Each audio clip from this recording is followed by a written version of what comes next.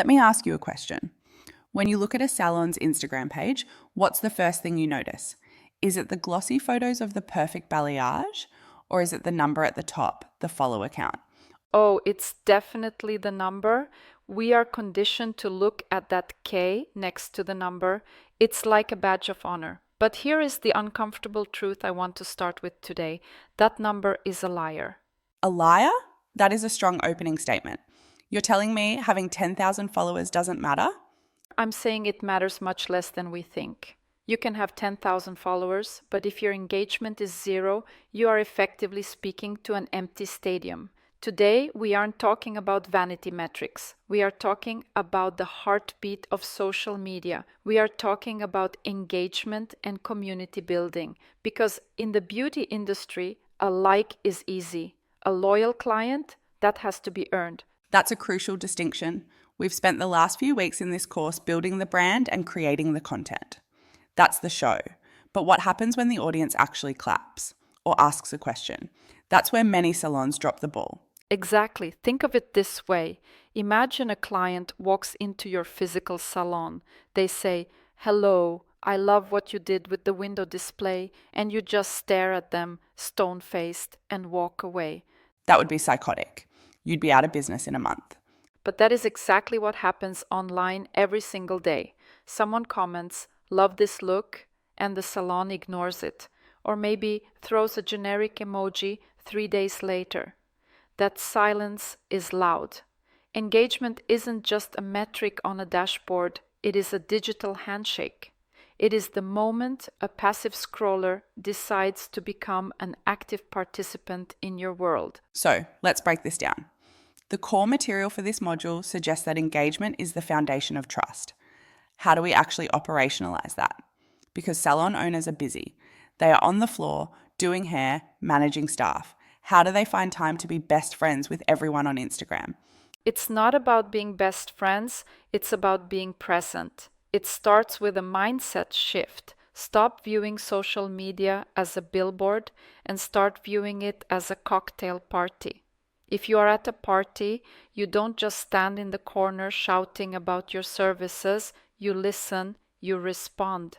The golden rule here is authenticity. When someone comments, reply. And I don't mean a copy-paste response. Use their name. Using their name seems so simple, yet it changes the tone completely. It's Psychology 101. A person's name is the sweetest sound to them. If I write "Thanks, Sarah," instead of just "Thanks," Sarah feels seen. She feels like a human being, not a data point. And when people feel seen, they stick around. They don't stay for one great post. They stay because they feel included. I love that. It's about making them feel part of the narrative. But let's talk about consistency. We hear this word all the time. Be consistent. Does that mean I have to be glued to my phone 24/7 responding to DMs? No, and please don't do that. You'll burn out. Consistency means reliability. It means setting a standard. If your service in the salon is 5-star luxury, your online response time cannot be 3-star budget motel. The guideline is simple. Try to reply within 24 hours. That feels manageable. It is. And keep the tone consistent. If your brand is warm and bubbly, don't be cold and corporate in the DMs. If your brand is edgy and cool, keep that vibe. But always, always remain professional. You are building reliability. Reliability builds trust, and trust opens wallets. Okay, but here comes the scary part. The part every business owner dreads. The negative comment, the public complaint. It's inevitable, right? You can't please everyone. It is inevitable. And it terrifies people.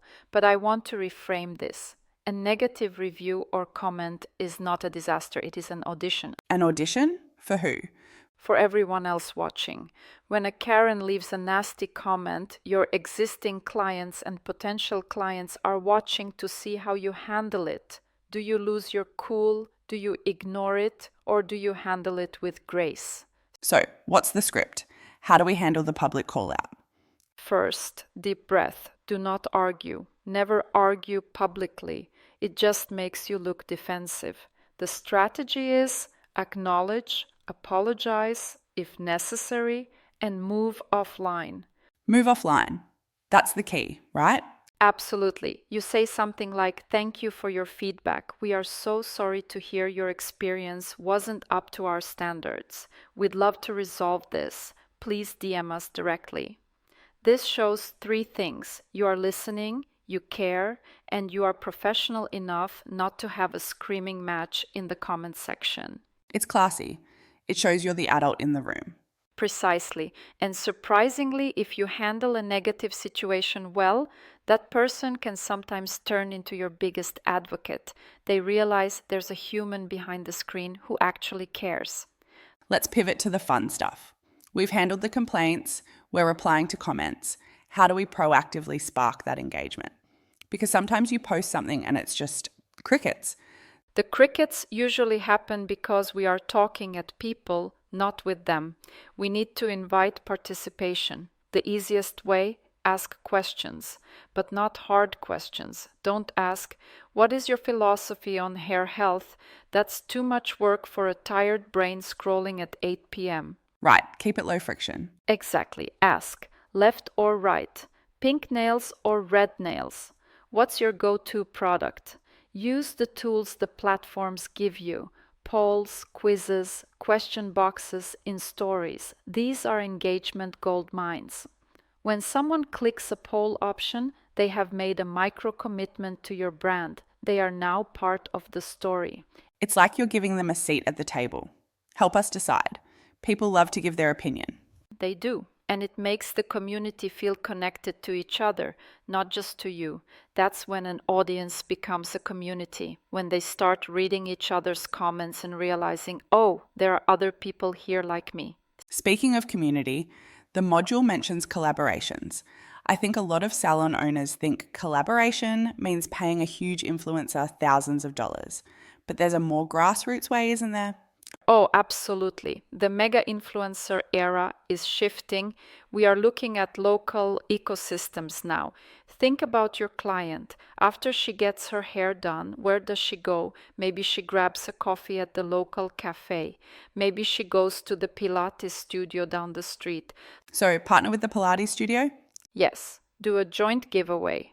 Win a blow dry and a private Pilates class. You cross-pollinate your audiences.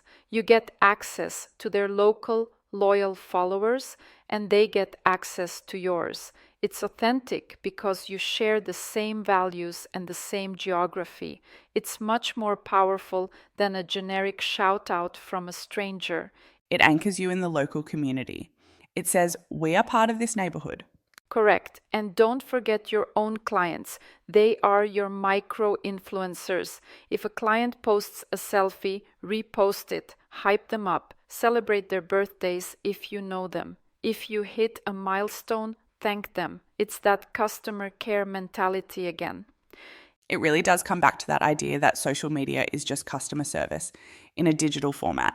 But eventually, we do have to talk about business. We are running a salon, not a charity. How do we turn all this warm, fuzzy engagement into actual bookings without sounding like a used car salesman? The secret is subtlety. We call it the helpful nudge. You don't need to scream "book now" in every caption. That's exhausting. It's desperate. It is. Instead, look for openings.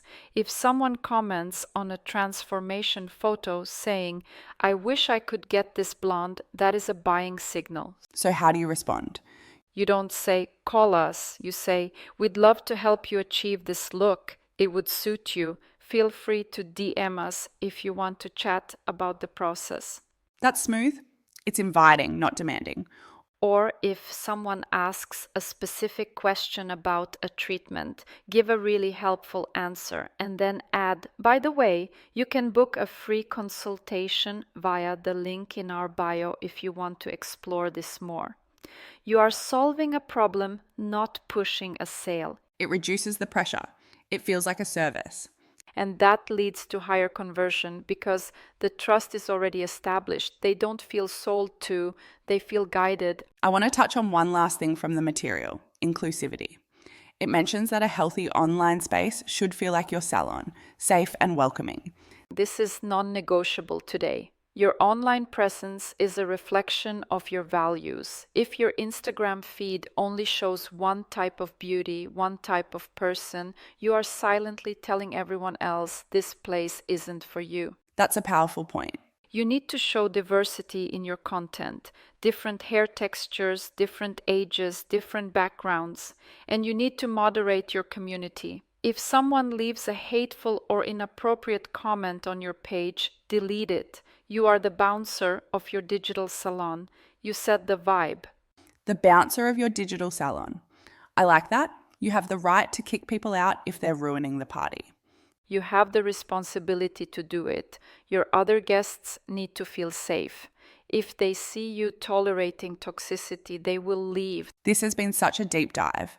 It really changes the perspective from how do I get more likes to how do I build a tribe. That's the shift. The algorithm changes every 6 months. TikTok might disappear, Instagram might change its rules. But human psychology doesn't change. We want to be seen, we want to be heard, and we want to belong. If you build your strategy on those human needs, you are algorithm proof. I think that's the perfect place to wrap up the discussion on engagement. It's about connection, not numbers. It's about being human in a digital space. Precisely. Treat every notification as a person walking through your door. So we've built the brand, created the content, and now we've built the community. What's next? Well, now that you have a fire burning, it's time to pour some gasoline on it. That sounds dangerous. The good kind of dangerous. Next up is Module 7, Paid Ads and Promotions. We're going to talk about how to take this organic community and expand your reach to people who have never heard of you using smart, targeted advertising. Maximizing the budget and getting the right eyes on your business. I'm looking forward to that. It's going to be a game changer. Thank you for breaking this down today. It's been incredibly insightful. My pleasure. Go reply to some comments. Will do.